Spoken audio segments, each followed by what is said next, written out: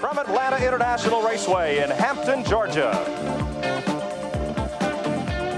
ESPN presents the Atlanta Journal 500. Oh, and now the green flag is out, and the Atlanta Journal 500 is trouble underway. already on the front stretch before we make the start-finish line, Mike. Joy H.B. Bailey in car number 36, one of the Texas drivers, got caught in heavy traffic in the middle of the pack and looped coming down the front stretch. Bailey scrambled with D.K. Ulrich in car number 99, and likewise the number 72 machine of Rusty Wallace. Green flag, please.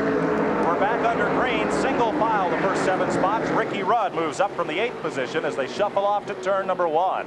Waltrip holds the lead. He's a car length ahead of Harry Gant, and they got a good jump on Richard Petty.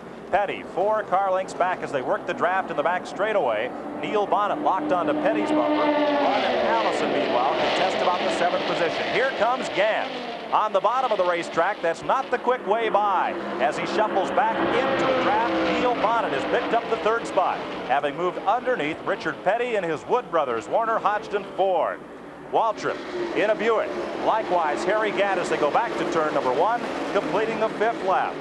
Now we see the 2 leaders, Waltrip entering turn, and moving on the inside is Neil Bonnett as Bonnett moves up to challenge Harry Gant. Neil Bonnett rambling with the Ford. This is a good racetrack for the Fords. They stay up in the power curve, and the Ford engine likes that because they keep the RPMs up all day, all the way around the track. Bonnett has gone to the 2nd spot. Behind leader Waltrip, Cale Yarborough midway in that Valvoline machine has worked past Kyle Petty, and he's now up into the top 20 positions after qualifying in 21st. Now, though the setup is similar, things change from day to day, and already the drivers, now we have a lead change developing near the front of the pack as Bonnett moves alongside of Darrell Waltrip. Neil Bonnett underneath, Darrell Waltrip for the lead. Muscles Waltrip high on the racetrack. Bonnett keeps it down low. He has the lead by inches, but Waltrip storms back at the line, and Richard Petty looks to make it 3 wide and thinks better of it. Slips back in the groove. Up at turn 1, Waltrip, high side, Bonnett on the bottom, asking no quarter and giving none. They continue to go tooth and nail for the lead, and in the backstretch, Waltrip coming off the high side of the corner has a bit of an edge, but watch Bonnett pull him down the straightaway. There are the 2 people who have led more laps than any other duo on the circuit this year. Waltrip on the high side of the left side of the screen and Bonnett on the inside. Bonnett, his car's not finished a lot of races this year. It's been a frustrating season, but the team has remained together. They seem to be very happy with one another, and they continue to run up front. Bonnett says, I've got the best car coming into Atlanta, and right now, Mike Joy, looks like he might be right. Well, Waltrip is giving him a run for the money on the outside, and that's not always the easiest place to be to get around this racetrack. Here comes Richard Petty. He's going to cover the spot, bottom of the racetrack in car number 43. The fans go crazy as Petty comes underneath Waltrip. He'll get the 2nd spot going to There is the difference in the advantage. Neil Bonnett back to Richard Petty, keeping to erase it. Here goes Petty, and Richard Petty will lead going into turn number 3. Joe Ruttman still a 3rd place car. Bonnett, though, is not going to give it up.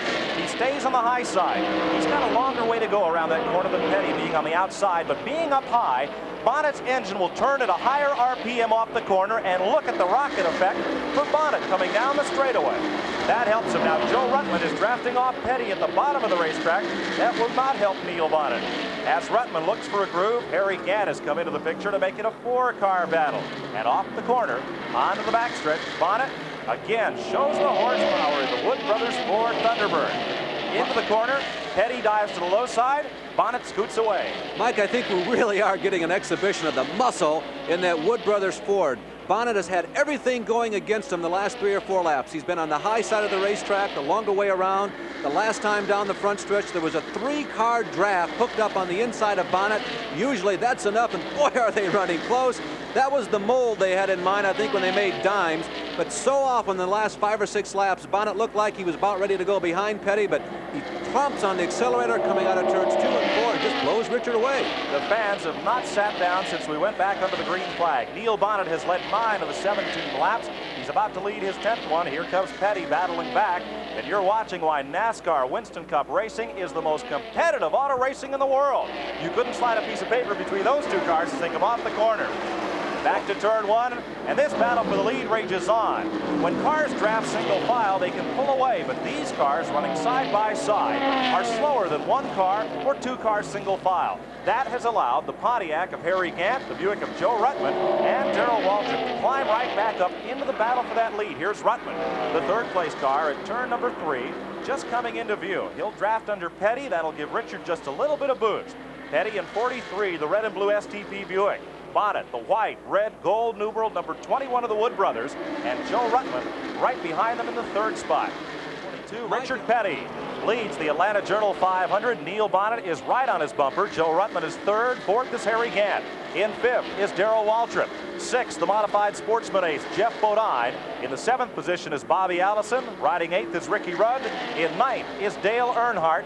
10th is Bill Elliott. Benny Parsons is 11th. Joe Milliken is in the 12th spot. Terry Labonte in the 13th position. 14th is the Tommy Ellis machine. And moving up, now in 17th and challenging Johnny Rutherford for a position, Cale Yarborough. Well, the two leaders, Petty and Bonnett, who once again are side by side coming out of turn number 4, have actually opened up about 150, maybe 100 yards over the battle for third position between Ruttman and Harry Gant.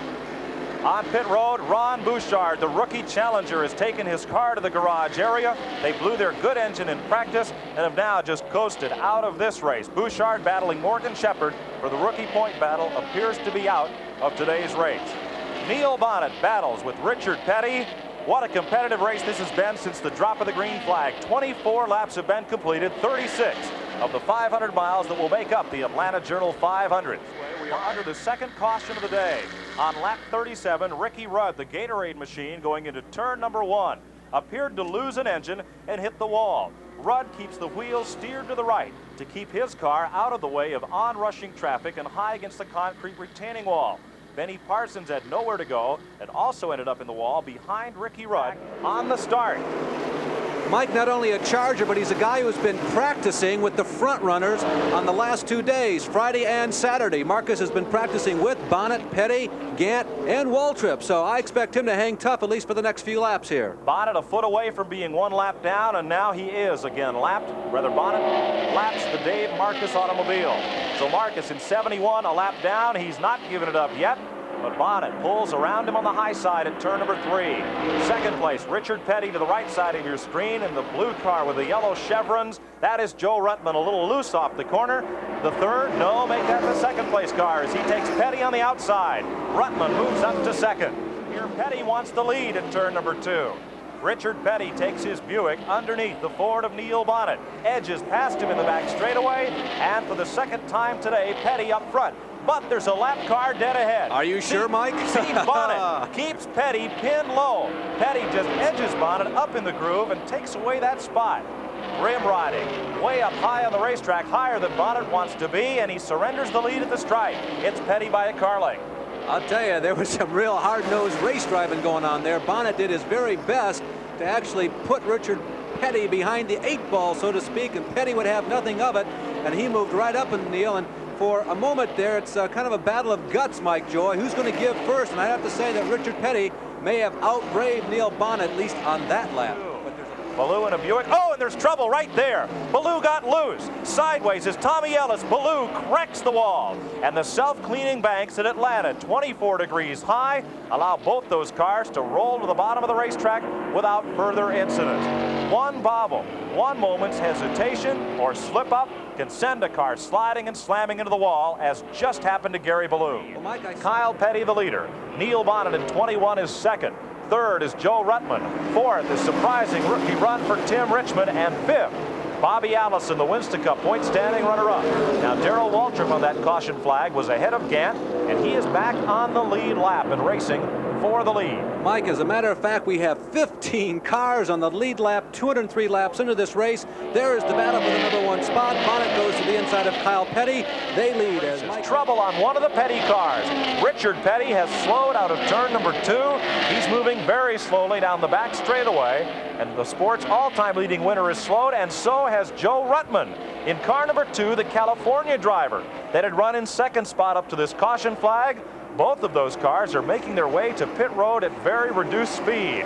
You're watching Richard Petty perhaps falling out of the Journal 500. A third car has entered the pit lane. It looks like the DK Ulrich machine, number 99, has also coasted down the pit road. Ruttman is done.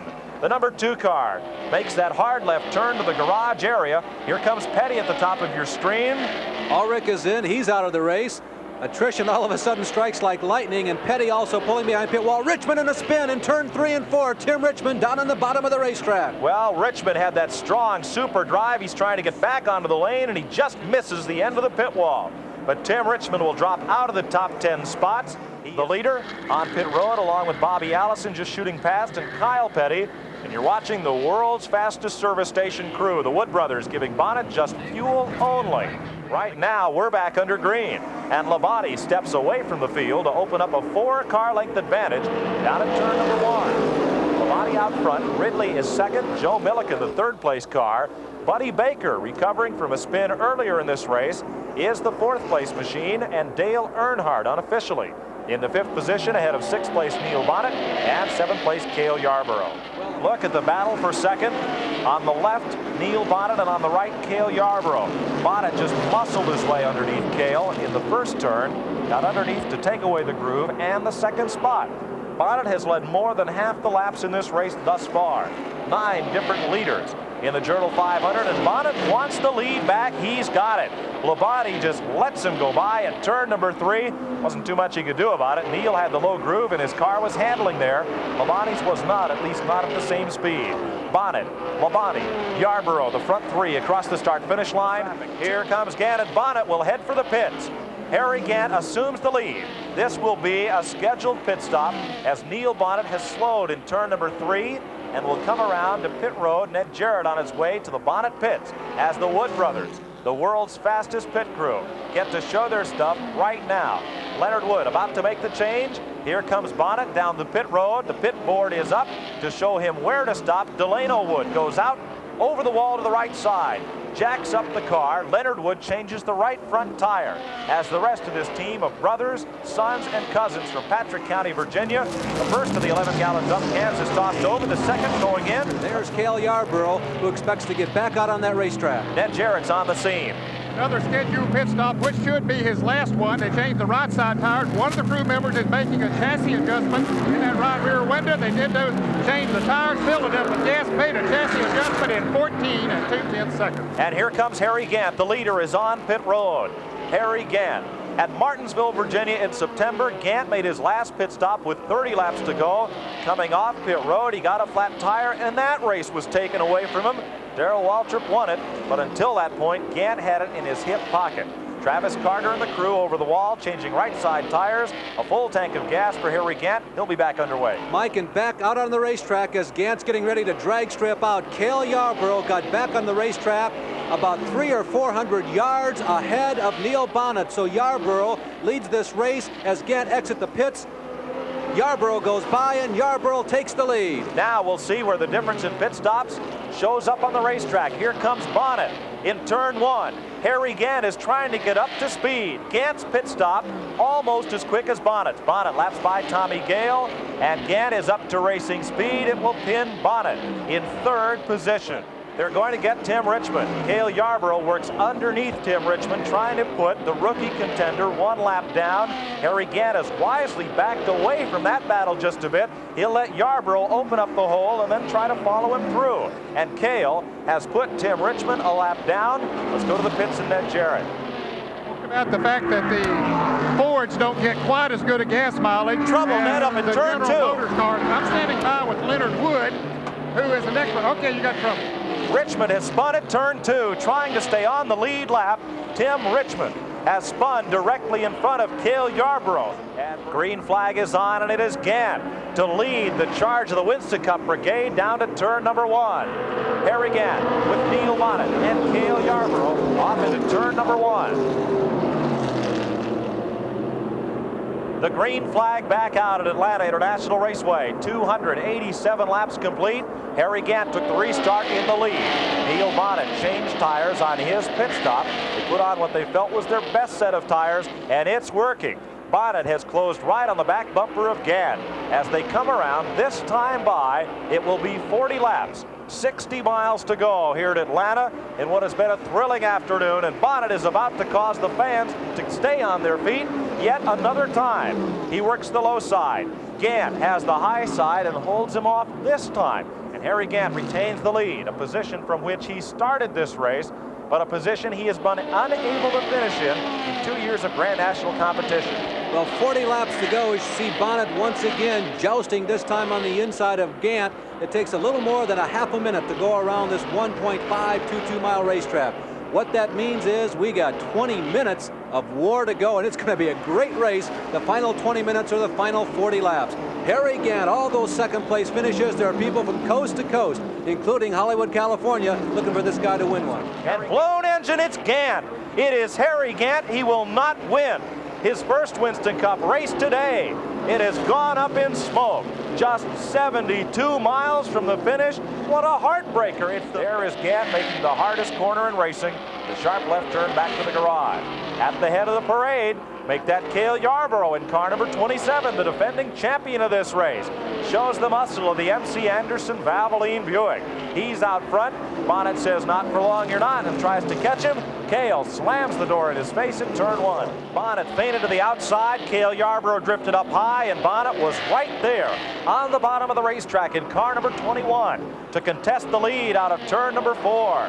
Off the corner, down the front straightaway, and Bonnett will not be helped by the fact that Waltrip in car 11 is lined up right on the bumper of Yarborough, helping him draft. Neil Bonnett on the low side. He's done most of his passing from the high side of the racetrack today, but he is staying right with Yarborough. 29 laps left to run. It's a Saturday night shootout, and Bonnett with the Ford. Looks like those two cars are welded together as they rustle off into turn number 3. Yarborough, he is handling, and look at him wrestle the wheel at the top of your screen. He likes to muscle and manhandle and just fight the wheel of that race car. Bonnett, by contrast, a little bit smoother in his own driving style. But that's 2 laps side by side in lap traffic. Cale will try to pin Neil down and can't do it. They go 3 wide around Tommy Gale of North Huntington, Pennsylvania, in the Elmo Langley Ford. And it is still a side-by-side battle. The camera angle makes it look like these 3 now make it 3. In fact, Waltrip tried to stick his nose in there, and there just wasn't room. 4th place, Bobby Allison in car number 28, and 5th place, Jody Ridley in car number 90. But the race is right up front, and the front 5 are now all stacked up right in a punch together. When those 2 leaders run double file side by side, it allows everybody to close right up on the pack. And after 4 laps, it looks like precision driving, but they're going almost 160 miles an hour. You saw Yarborough at the top of your screen bobble just a bit out of turn 2, and he lost the lead. He loses second spot to Waltrip, and here is Allison. What a shootout this is. Yarborough stuck now on the high side of the racetrack, and he can't make any time there. Here we go. Harold Kinder takes a look at the field.